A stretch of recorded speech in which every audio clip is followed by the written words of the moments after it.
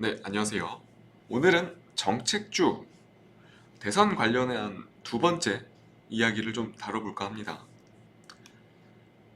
지난번에 첫 번째 이야기를 다뤘을 때는 항상 대선 전국마다 이야기가 나오는 교집합군들이 가장 시세적인 측면에 있어서는 매매하기 안정적일 것이다 라고 좀 말씀을 드렸었고요. 오늘은 이번 대선에서 가장 많은 이야기가 오고 갈 수밖에 없는 부동산, 즉 주택 관련한 이야기를 좀 다뤄볼까 합니다. 많은 분들이 이미 익숙히 알고 계시겠지만 이번 정부에서 가장 아쉬웠던 점을 뽑으라면 단연 부동산 정책이 아니었을까 싶습니다. 실제로 리서치 조사에서도 나오는 바와 같이 41% 정도로 압도적인 결과를 보여주고 있고요. 이러한 부분을 토대로 봤을 때 결국 이번 20대 대선 역시 가장 큰 정책적 쟁점이 될 수밖에 없는 부분은 당연히 부동산이 압도적일 수밖에 는 없을 것 같습니다. 양쪽 진영 모두 지금 이러한 점을 익히 잘 알고 있는 상황이다 보니까 본격적인 선거운동 전부터 수많은 주택 공급 관련 이야기들이 오고 가고 있는 것을 확인하실 수 있을 겁니다. 지금 양쪽 진영의 두 후보 모두 250만 호의 신규 주택 규모를 얘기를 하고 있는 그런 상황이고요. 여당 측 후보, 그러니까 이 후보 같은 경우는 공공부문, 그리고 야당 측 후보 윤 후보 같은 경우는 지금 민간 부문이 주가되어야 한다고 계속해서 주장을 하고 있는 그런 상황이죠.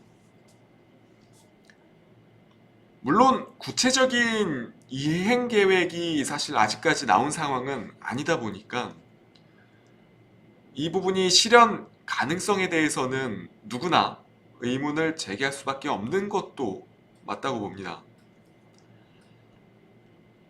하도 이러한 의문이라든지 질문들이 지금 계속해서 쏟아져 나오고 있는 그런 상황이다 보니까 이 후보, 그러니까 여당 측 후보 같은 경우는 최근 들어서 택지 선택 방식에 있어서는 야당 측 후보보다 한 발 더 앞서 나가는 그림을 보여주고 있습니다. 실제로 계속해서 조금은 더 구체화를 시키고 있는 그런 상황이고 설 전까지는 더 이러한 그림들을 그려 나갈 거라고 발표를 했습니다. 그만큼 양측 후보 모두 주택 공급에 대한 중요성을 인지하고 있다는 것으로 지금까지 행동을 봤을 때는 해석을 해볼 수 있을 것 같고요. 결국 시장은 이러한 부분들을 토대로 정책주에 민감하게 반응을 하는 시기가 올 거라고 보여주고요. 이 토론의 일정이 다가올수록 관련주들 역시 주가에 상당히 빠른 속도로 반영이 될 가능성이 높다고 보여집니다. 지금 같은 경우는 계속해서 지지율의 등락이 상당히 좀 변동성이 심해져 있는 그런 상황이다 보니까 인맥 테마주들 중에서도 제3지대에 있는 후보의 수급들, 관련주들로 좀 수급들이 쏠리는 그런 모습을 볼 수 있는데 결국 토론의 일정이 다가오면 다가올수록 정책주들의 관심은 상당히 높아질 수밖에 없다고 저는 생각을 합니다. 흔히 말해서 주식시장은 기대감을 먹고 산다라는 말을 들어보셨을 텐데 지금 이러한 정책들이 향후에 실현 가능할지 여부는 지금 당장 크게 중요하지 않다고 봅니다. 작년 하반기부터 지금 시장은 NFT, 메타버스, 그리고 로봇, 그리고 자율주행 같이 핵심 테마군들 움직임 보셨으면 아시겠지만 관련주들 한번 시세가 붙기 시작하면 정말 끝을 보는 그런 시장 분위기였죠. 그런데 정책주 역시 대기 매수세에 대한 규모가 엄청나기 때문에 NFT라든지 메타버스 로봇 관련주들처럼 그러지 말라는 법은 없습니다.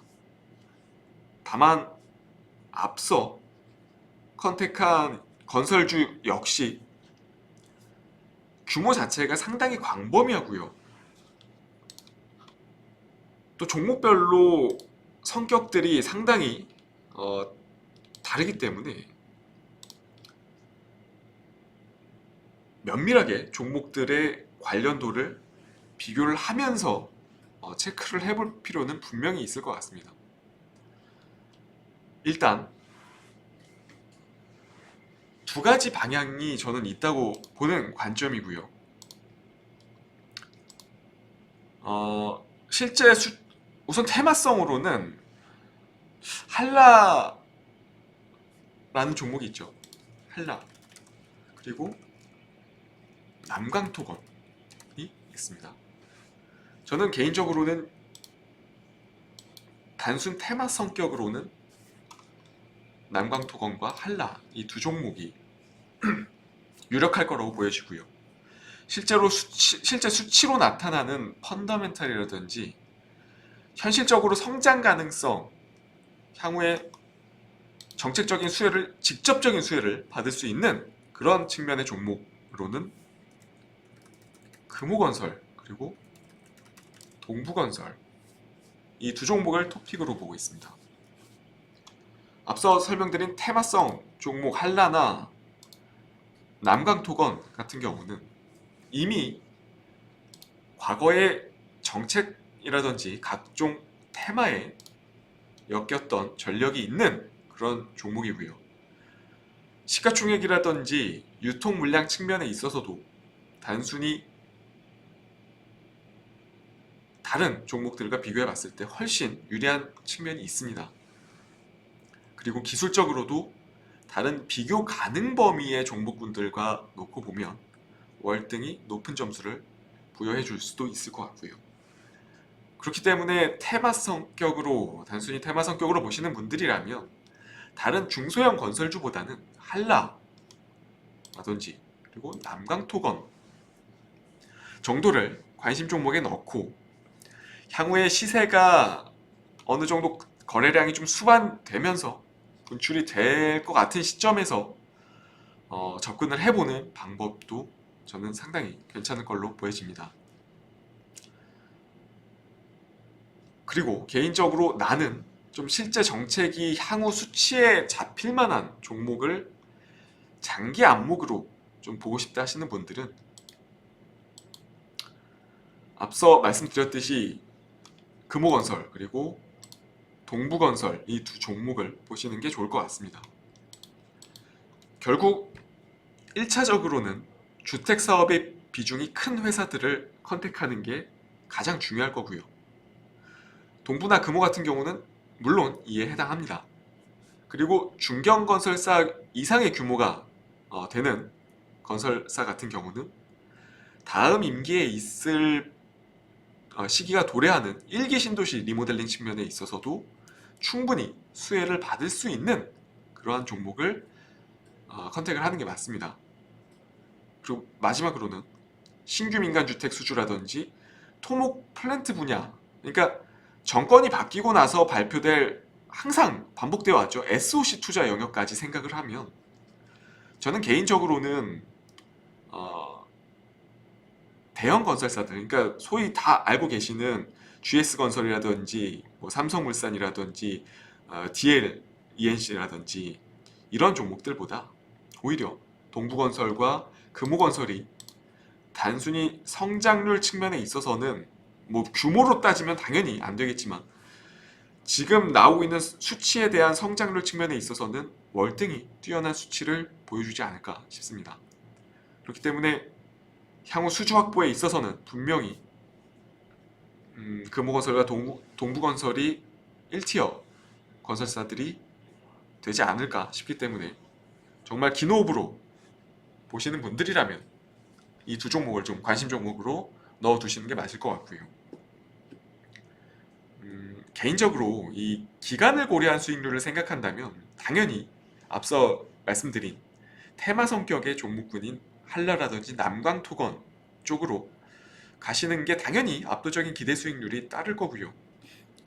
조금은 안정적인 매매를 지향하시는 분들이라면 당연히 밸류에이션 측면으로, 그러니까 금호건설이라든지 동부건설 쪽으로 접근하는 게 도움이 되지 않을까 싶습니다. 결국 이러한 부분은 결국 성향에 따라서 종목들을 각자 성향에 맞춰서 보시는 게 좋기 때문에 그런 부분들 잘 고려해서 관심 종목에 넣고 잘 살펴보시고요.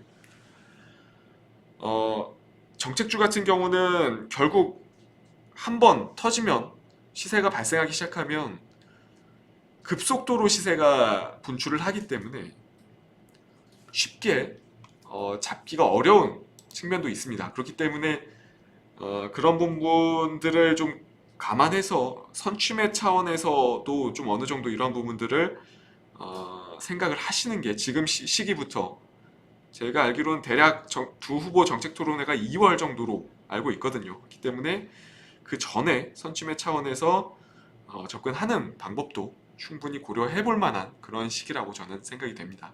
때문에 이러한 부분들 잘 판단하셔서 좋은 결과 얻어 가시길 바라겠고요. 저는 다음 이 시간에 또 좋은 주제 가지고 찾아뵙도록 하겠습니다. 오늘도 시청해 주셔서